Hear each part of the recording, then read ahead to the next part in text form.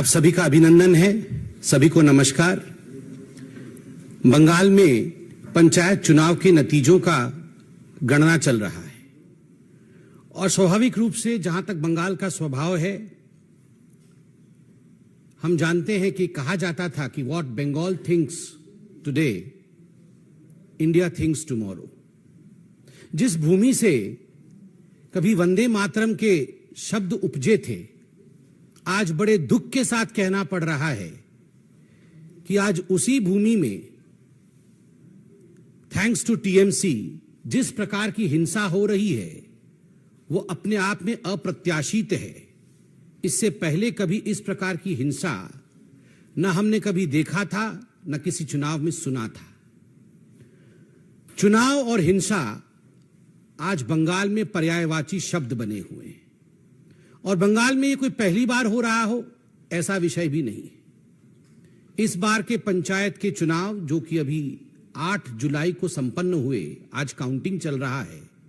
आज अखबारों में हर जगह ये खबर छपी है कि लगभग 45 लोग आज तक, जब से नॉमिनेशन आरंभ हुआ है और काउंटिंग अभी चल रहा है, लगभग 45 लोगों की हत्या की जा चुकी है।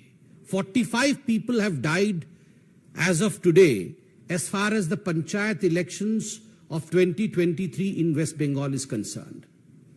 आप याद करिए, इससे पहले के असेंबली चुनाव 2021 में लगभग 52 लोगों की, 52 लोगों की हत्या हुई थी।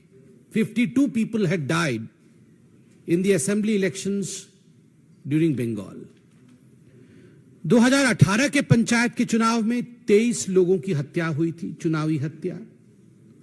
और उससे पहले 2013 के बंगाल के पंचायत के चुनाव में 15 लोगों की हत्या हुई थी। 2013 में 15 लोग, 2018 में 23 लोग और 2023 जो वर्तमान का पंचायत चुनाव चल रहा है उसमें 45 लोगों की हत्या। उत्तरोत्तर दिन प्रतिदिन लोकतंत्र किस प्रकार दम तोड़ रहा है बंगाल में, यह आपके सामने पेश है, संख्यावत पेश है।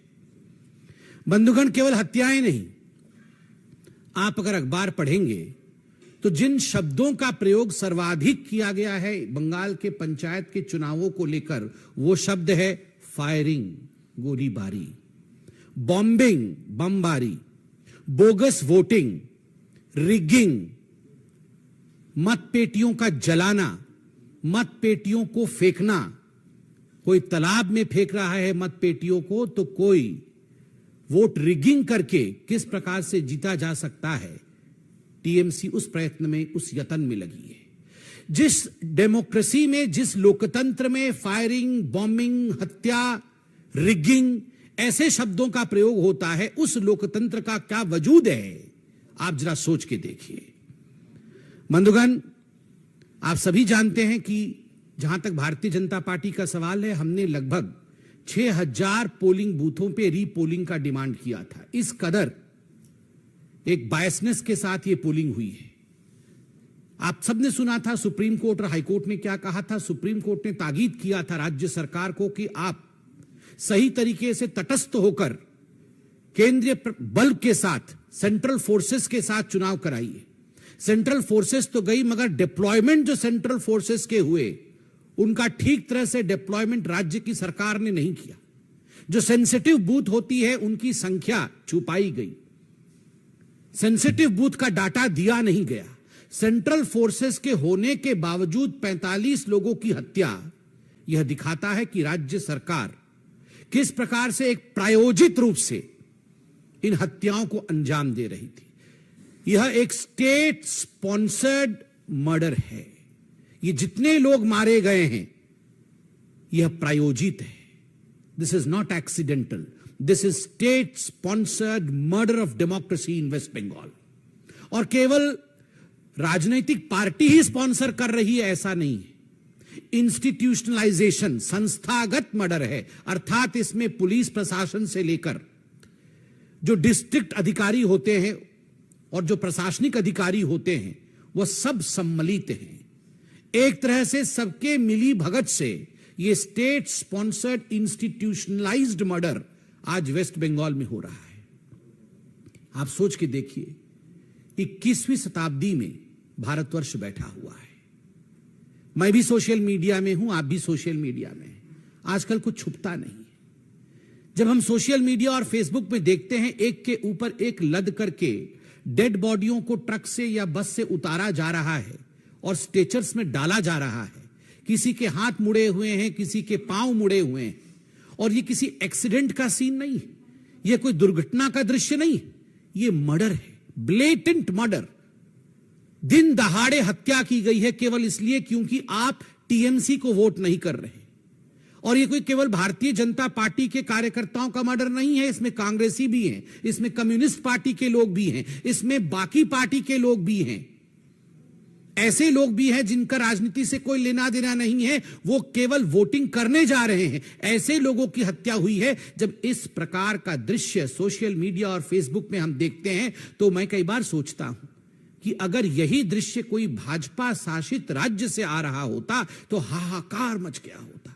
ये सारे नेता, ये जो हाथ पकड़ पकड़ के कभी बेंगलुरु में खड़े होते हैं तो कभी किसी और राज्य में खड़े होते हैं, महागठबंधन का दृश्य दिखाते हैं। कहां है वे सारे नेता? कहां है लालू प्रसाद यादव? कहां है नीतीश जी? कहां है वो मोहब्बत की दुकान खोलने वाले राहुल गांधी?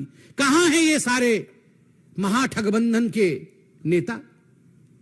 एक के मुंह से एक शब्द नहीं निकला है, एक शब्द नहीं निकला है। राहुल जी कहां है आपका? आपकी मोहब्बत की दुकान का कोई जिक्र नहीं है। आप तो पूरे हिंदुस्तान में मोहब्बत की दुकान खोलना चाहते थे। मैं बताता हूं राहुल जी, आप आज मोहब्बत की दुकान के विषय में बात इसलिए नहीं कर रहे हैं क्योंकि आपके आकांक्षाओं का मेगा मॉल खुला हुआ है। The mega mall of your ambition. You want to become the ruler of this country by hook और बाय क्रुक। कैसे भी मैं सत्तासीन हो जाऊं, मैं सत्तारूढ़ हो जाऊं, और अगर हमारे लोग हत्या कर भी रहे हैं तो कोई बात नहीं है, वहां मोहब्बत की दुकान की आवश्यकता नहीं है। ये मोहब्बत की दुकान और मोहब्बत के दुकान की फरमान ये केवल उन्हीं जगह आवश्यक है जहां मोदी जी पे और भारतीय जनता पार्टी पे प्रहार किया जा सकता है। कोई बात नहीं अगर कांग्रेस का कार्यकर्ता भी टीएमसी के लोगों द्वारा उसकी हत्या कर दी जाए और कांग्रेस के नेता खुद बंगाल में कहे कि हमारे कार्यकर्ताओं की हत्या हुई है, उस पे भी राहुल गांधी और कांग्रेस के शीर्ष नेतृत्व की चुप्पी यह दर्शाता है कि इन लोगों का एम्बिशन कितना बड़ा है। यह लोग डेमोक्रेसी की हत्या होते हुए देख सकते हैं मगर अपने एम्बिशन की हत्या होते हुए, अपनी महत्वाकांक्षा को लुटते हुए नहीं देख सकते। मां, माटी और मानुष की बात करती थी ममता बनर्जी। मां आज बिलख रही है, रो रही है। माटी आज रक्त रंजित है। मानुष की आज हत्या हो चुकी है। और ममता जी माफ करिएगा अगर मैं कहूं कि निर्मम बंदोपाध्याय जी ये सब मूक दर्शक बन के देख रही है तो ये अतिशयोक्ति नहीं होगी। ये निर्ममता है, ये ममता नहीं है। ये डायमंड हार्बर मॉडल है। डायमंड हार्बर जहां से अभिषेक बनर्जी लड़ते हैं, उनकी कॉन्स्टिट्यूएंसी है भाईपुओं की, और जिस प्रकार से वहां दादागिरी की राजनीति चल रही है, वहां counting agent Bharatiya Janata party और दूसरे पार्टी के काउंटिंग एजेंटों को छोड़ा तक नहीं जा रहा है। ये चारों ओर बंगाल में ये चल रहा है। काउंटिंग एजेंट अगर टीएमसी का नहीं है तो 2 किलोमीटर पहले उसे रोका जाता है।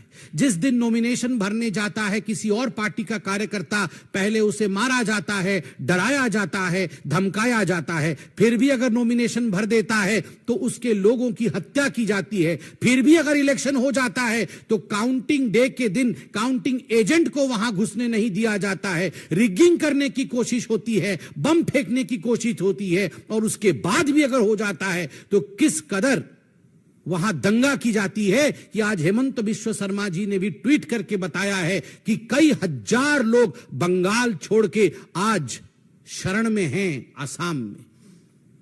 यह लोकतंत्र है, यह लोकतंत्र है ममता दी।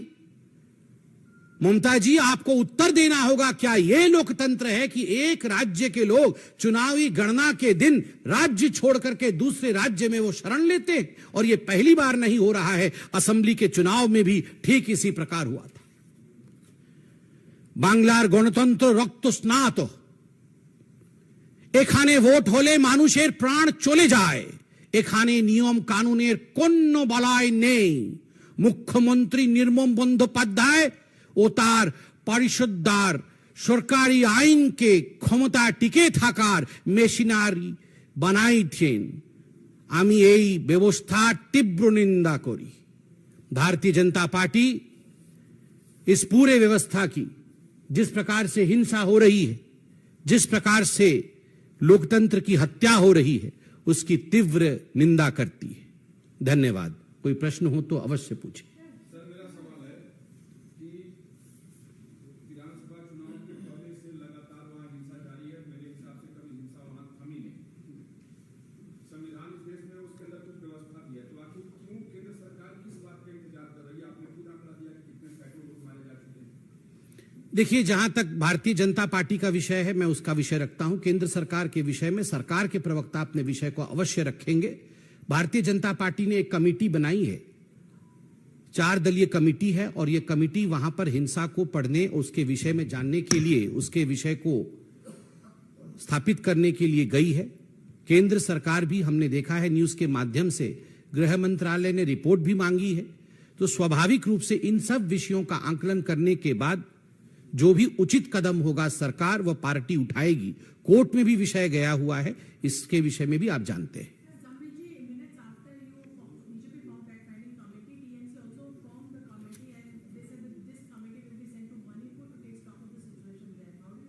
So the answer of the Bengal government is whataboutery. वहां भी हुआ है तो यहां भी होगा, क्या ये उत्तर है? 52 लोगों का मर जाना असेंबली इलेक्शन में, 45 लोगों की मृत्यु पंचायत के इस बार के चुनाव में। शर्म से जहां हम सबको सर झुका लेना चाहिए, वहां वॉटअबाउटरी हो रही है कि वहां भी हुआ था तो क्या हो गया, यहां भी होगा। मुझे लगता है ये बहुत शर्मनाक स्टेटमेंट है बंगाल के टीएमसी पार्टी द्वारा। उनको क्षमा मांगनी चाहिए। Yes ma'am.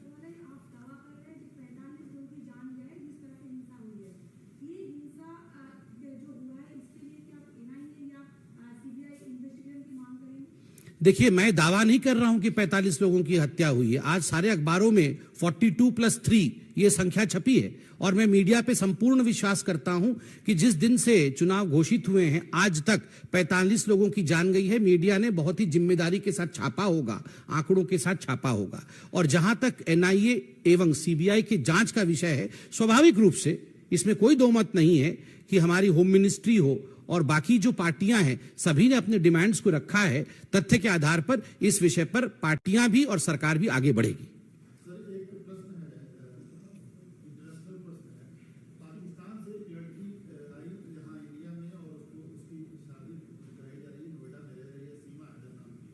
अब वहाँ पे डाकू धमकी दे रहे हैं कि अगर भारत सरकार इसको वापस नहीं करती है तो हम पाकिस्तान में रहने वाले सभी हिंदुओं को प्रताड़ित करेंगे और मंदिरों पर हमला करेंगे। देखिए, मैंने इस न्यूज में इससे अनभिज्ञ हूं अभी। मुझे लगता है पूरी जानकारी के बाद ही मुझे इस पे कमेंट करना चाहिए।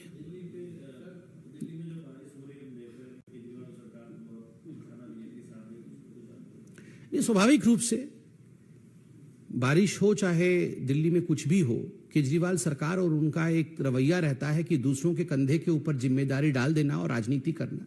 मुझे लगता है आज पूरे देश में जिस प्रकार से बारिश का प्रकोप है, हम टीवी के माध्यम से और बाकी माध्यमों से देख रहे हैं, ये संवेदनशील विषय है। लोगों के घर बह जाने, लोगों का जान चला जाना, ये राजनीति का विषय कदाचित नहीं है। सभी सरकारें, चाहे किसी भी पार्टी की हो, एकजुट होकर इस पर काम करना चाहिए। जिस प्रकार की ओछी राजनीति मैं देख रहा हूं, ट्विटर के माध्यम से भी कुछ लोग दोषारोपण करने का काम दिल्ली में बैठ के कर रहे हैं। मुझे लगता है कि जब चुनाव लड़ते हैं और कहते हैं कि जिम्मेदारी मेरी है, जब एडवर्टाइजमेंट पे करोड़ों खर्च करते हैं, तो जिम्मेदारी लेने पर भी तनिक सी जमीर खर्च करनी चाहिए। थोड़ा सा, करोड़ों खर्च जब एडवर्टाइजमेंट में है तो थोड़ा सा खर्च जमीर पे भी होना चाहिए।